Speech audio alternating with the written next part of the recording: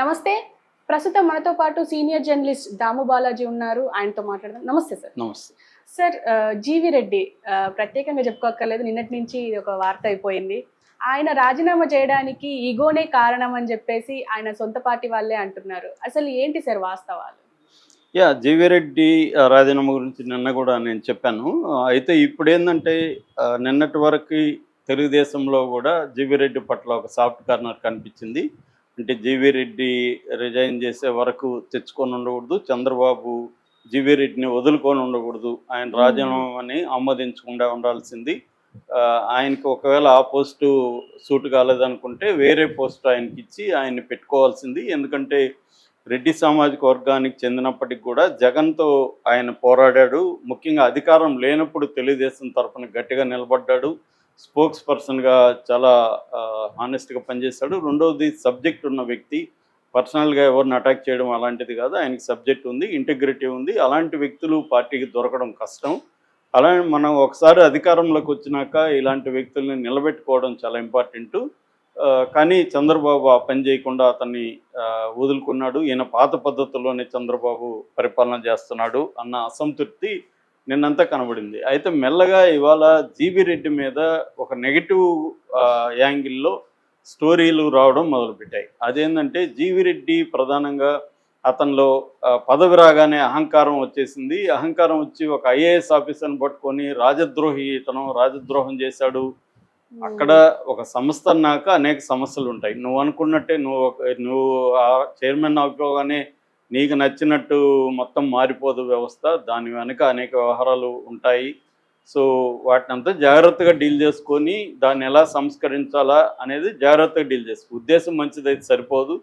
Methods ఏంటి, IAS వ్యవస్థ ఎలా పనిచేస్తుంటుంది, సిస్టమ్ ఎలా పనిచేస్తుంటుంది అర్థం చేసుకొని దానికి తగినట్టుగా వెళ్ళాలి. కానీ నువ్వు ఇగో పెట్టుకొని నా మాట వినట్లేదు, నేను ఇక్కడ బాసు అనుకుంటే కుదరదు. సాక్షాత్తు ప్రధానమంత్రి అనుకున్నట్టే జరగదు. ప్రధానమంత్రి అనేక విషయాల్లో సరెండర్ అవ్వాల్సి వస్తుంది. ఎవరైనా దేశం పవర్ అనేది అబ్సల్యూట్గా ఒక వ్యక్తి చేతులు ఉండదు. కానీ ఈయన ఇగోకి పోయి నా మాట ఐఏఎస్ ఆఫీసర్ ఇతను వినాలి, నా మాట విన్నప్పుడు నేను ఎందుకు ఇక్కడ అన్న ధోరణితో వ్యవహరించాడు. దానివల్లనే ప్రాబ్లము. చంద్రబాబు నిర్ణయం కరెక్టే, ఇలాంటి వాళ్ళు ఉంటే ఇంకా డ్యామేజ్ జరుగుతుంది అనేది ఆ వెర్షన్ను తీసుకొస్తున్నారు. ఇంకా ఆయన మీద ఇంకా వేరే బ్యాడ్ ఏం లేదు. ఆయనకి ఇగో ఆయన ఇవి తెలియకపోవడం వల్ల సిస్టమ్ని ఎలా వర్క్ చేయించాలి అని తెలియకపోవడం వల్ల ఇగోకి వెళ్ళాడు. ఇగోగా తీసుకొని బయట పబ్లిక్గా ఆయన మీటింగ్ పెట్టేసి ఐఏఎస్ ఆఫీసర్ అయిన ఎండి అయిన దినేష్ కుమార్ రాజద్రోహం చేశాడని చెప్పేసరికి ఒక్కసారిగా ఐఏఎస్ ఆఫీసర్లంతా కూడా వ్యతిరేకత రావడానికి కారణమయ్యాడు. ఎందుకంటే ఈయన ఒక చిన్న సంస్థ, అది ఒక చిన్న సంస్థకి చైర్మనే ఒక ఐఏఎస్ ఆఫీసర్ని ఇలాగా రాజద్రోహం అని మాట్లాడితే ఐఏఎస్ ఆఫీసర్లు అందరూ కోపం రావడం సహజం. ఈయన తప్పు చేశాడు అనేది ఇప్పుడు ఈ వెర్షన్ వస్తుంది. సో ఓవరాల్గా మనం ఇంకొకసారి అసలు ఏం జరిగింది దీంట్లో, ఈయన తప్పేమన్నా ఉందా, చంద్రబాబు దీన్ని ఇంకొక రకంగా డీల్ చేసి ఉండాల్సిందా అనేది మనం మాట్లాడుకుంటే, బేసిక్గా ఏపీ ఫైబర్ నెట్ కార్పొరేషన్ అనేది ఎప్పటి నుంచో వివాదంలో ఉంది. గతంలో ఇది యాక్చువల్గా 2017లో ఆంధ్రప్రదేశ్లో ఇంట్రడ్యూస్ చేశారు. ఇది సెంట్రల్ గవర్నమెంట్ ప్రాజెక్టు, డిపిఐ అంటారు, డీటెయిల్ పబ్లిక్ ఇన్ఫ్రాస్ట్రక్చర్. దాని కింద గ్రామాలకి చీపుగా ఫైబర్ నెట్ అంటే ఇంటర్నెట్టు, టీవీ, ఫోను ఈ 3 రకాల సౌకర్యాలని అందించడం. ప్రైవేటు ప్లేయర్స్ కంటే కూడా తక్కువలో ఇచ్చి, ప్రైవేట్ ప్లేయర్స్ ఏంటంటే రిమోట్ ఏరియాస్కి వాళ్ళు కేబుల్ అవన్నీ వేరు కాబట్టి గవర్నమెంటే చేయడం వల్ల డీటెయిల్ పబ్లిక్ ఇన్ఫ్రాస్ట్రక్చర్ని డెవలప్ చేయాలనేది సెంట్రల్ గవర్నమెంట్ ప్రాజెక్టు స్టేట్ గవర్నమెంట్లకి కూడా చెప్పింది. అందులో భాగంగా 2017లో 17 లక్షల కనెక్షన్లు ఇవ్వగలిగారు చంద్రబాబు.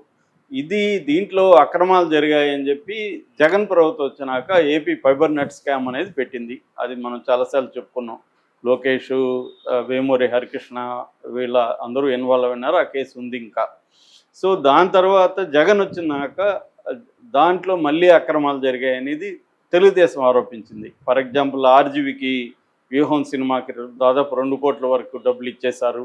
నిజానికి దానికి కొన్ని లక్షలు కూడా రాలేదు. అట్టనుకుంటే చాలా సినిమాలను కూడా దీంట్లో వేయచ్చు, సినిమాలను కూడా దీంట్లో వేద్దాం అనేది ఒక ప్రతిపాదన అనమాట. అది నిజానికి చిన్న ప్రొడ్యూసర్లకు మంచిదే కానీ రిలీజ్ రోజే దాంట్లో వేస్తే థియేటర్లో ఇంకెవరు చూడరు, అదొక ప్రాబ్లం ఉంది.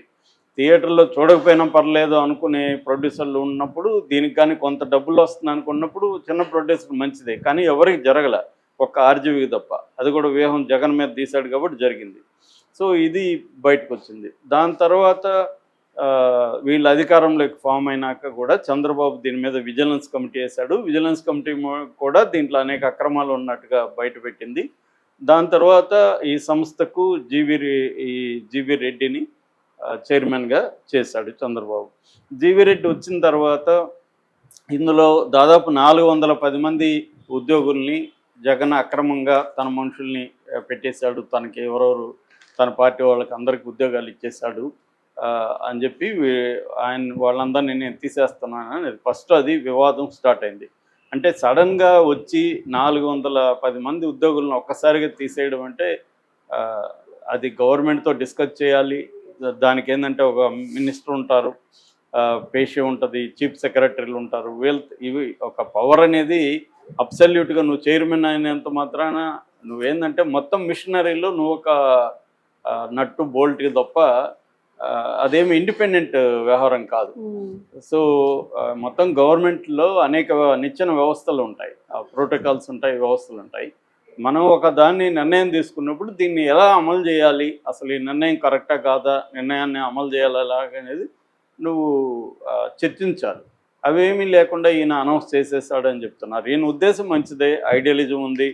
గత ప్రభుత్వం అన్యాయాల్ని, గత ప్రభుత్వంలో జరిగిన అక్రమాలని నేను మార్చాలనేది తన ఉద్దేశం. చంద్రబాబుదైనా లోకేష్దైనా అదే ఉద్దేశమే. జగన్ ప్రభుత్వంలో అనేక అక్రమాలు జరిగాయి కాబట్టి మార్చాలని. కానీ అది అంత ఈజీగా అయిపోయే పని కాదు ఎప్పుడైనా కూడా. అట్లయితే ప్రతి ఒక్కరూ మార్చేసేవాళ్ళు 4 ఏళ్లలో 5 ఏళ్లలో. అంత ఈజీ కాదు. ఇప్పుడు ట్రంప్ లాంటి వాడే పవర్ఫుల్ అనుకుంటే అతని నిర్ణయాలు ఏవి అమలు కావట్లేదు. ఎందుకంటే అక్కడ కూడా వ్యవస్థలు ఉంటాయి. ఒక నిర్ణయం తీసుకుంటే దాని రియాక్షను రకరకాల వ్యవస్థలో భాగంగా ఉంటారు తప్ప నేను ప్రధానమంత్రి, నేను ముఖ్యమంత్రి, నేను మార్చేస్తా మొత్తం అంటే జరగదు. అట్లా జరగకూడదనే అనేక వ్యవస్థలని డెమోక్రసీలో పెట్టారు. లేదంటే whims and fancies of a single guy తో వదిలేస్తే అతని నిర్ణయాలు, అతని ఉద్దేశం మంచిదైనా కూడా నిర్ణయాల వల్ల చాలా ఎఫెక్ట్ అయ్యే అవకాశం ఉంది. అందుకని ఇతను కూడా అది చేశాడు ఫస్ట్. దాని తర్వాత ఇతను కొన్ని అక్రమాలు ఉన్నట్టుగా ఇప్పుడు కూడా జరుగుతున్నట్టుగా కొన్ని కనిపెట్టాడు. ఎవరు? జీవీ రెడ్డి. అదేంటంటే ఒకటి జిఎస్టీకి ఫైన్, జిఎస్టీ దాదాపు 300 కోట్ల పైన ఫైన్ వేసింది. ఈ ఫైన్ వేయడానికి కారణం అధికారుల అలసత్వం. అంటే సకాలంలో డబ్బులు జిఎస్టీ పే చేయకపోవడం వల్ల ఫైన్ వేసింది. సో ఇక్కడ అధికారుల అలసత్వం ఉంది. అంతవరకు అది ఈయన ఫైండ్ అవుట్ చేసింది రైటే. అట్లాగే ఒక 60 కోట్లు వెండర్స్కి ఇవ్వద్దని విజిలెన్స్ కమిటీ రికమెండ్ చేసినా కూడా వెండర్స్కి రిలీజ్ చేసేసారు. ఈ 60 కోట్లు రిలీజ్ చేయడం కూడా ఆ మేరకు నష్టం. సో ఒకటి ఉద్యోగుల్ని తీసేసినా కూడా వాళ్ళకు జీతాలు ఇస్తూనే ఉన్నారు. దాదాపు 1,50,00,000 జీతాలు ఇచ్చారు ఈ 410 మందికి.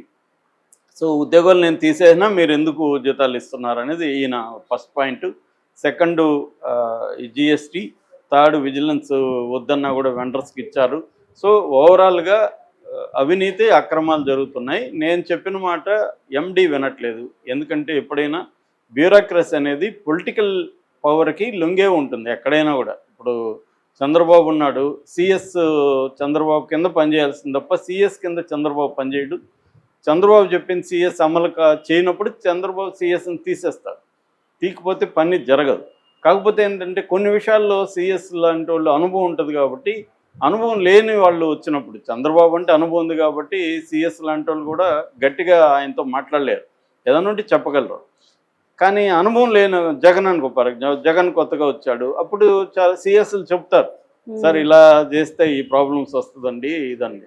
అప్పుడు జగన్ ఆలోచించాలి, మామూలుగా ఇంత సీనియర్ చెప్తున్నాడు అని వాళ్ళకి కొంతమంది ఏంటంటే నేను కదా సీఎం, ఇతనేం చెప్తాడు అనుకునే అవకాశం ఉంది. మోడీ మీద కూడా విమర్శలు ఉన్నాయి. మోడీ బిగినింగ్లో సెక్రటరీలను అంతా కూడా ఫాలో అయ్యేవాడు, వాళ్ళు మాట్లాడినిచ్చేవాడు. తర్వాత అసలు వాళ్ళ అభిప్రాయాలు అడగడం మానేశాడు. ఎవరైనా చెప్తే కూడా వాళ్ళ మీద కక్ష పెట్టుకోవడం ఇవన్నీ జరిగాయి. దాంతో ఎవరో కూడా చెప్పడం మానేశారని ఆయన దగ్గర పనిచేసిన ఐఏఎస్ ఆఫీసర్లు బుక్లు కూడా, పుస్తకాలు కూడా రాశారు. అలాగా ఈయన కూడా ఏంటంటే ఇప్పుడు తను కొన్ని నిర్ణయాలు తీసుకున్నాడు. ఆ నిర్ణయాలు ఎండి కానీ మిగతా ఆయన కొంతమంది పేర్లు చెప్పాడు. CTO, chief technical officer Satyarama Bharadwaj ఒక పేరు, రెండోది బిజినెస్ హెడ్ జి సురేష్, దాని తర్వాత procurement assistant manager Shashank Haider Khan. ఈ ముగ్గురు కూడా తన మాట వినలేదని.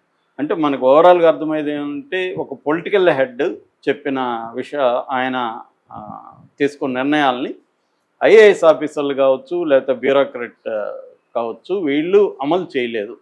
ఇది క్రైసిస్. దీన్ని ఎలా సాల్వ్ చేయాలి అనుకున్నప్పుడు ఫస్ట్ ఓపిక ఉండాలి. అంటే మనం చెప్పిందే జరగాలి. ఏ వ్యవస్థలైనా ఇప్పుడు మన ఛానల్లో ఉంది, ఛానల్ హెడ్ అనుకున్నవే జరగవు ఇక్కడ. ఆయన అనుకోవచ్చు కానీ అనేక సమస్యలు ఉంటాయి.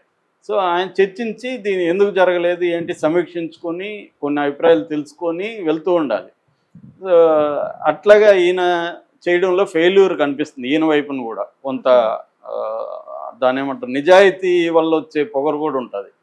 సో నేను ఒక సీనియర్ ఐఏఎస్ ఆఫీసర్ని ఒకసారి ఇదే అడిగాను. ఆయన సిన్సియరు, ఆనెస్టు, ఆయన కలెక్టర్గా చాలా జిల్లాలు పనిచేశాడు, మంచి పేరుంది. ఆయన అనేక వ్యవస్థలను మార్చాడనే పేరుంది. ఆయనతో మాట్లాడినప్పుడు మీరు కరప్ట్ ఆఫీసర్లతో ఎలా డీల్ చేశారని అడిగాను. నేను వాళ్ళ జోలికి వెళ్ళలేదని చెప్పాడు. ఎందుకంటే వాళ్ళ జోలికి వెళ్తే మనల్ని పనిచేయనీరు వాళ్ళు.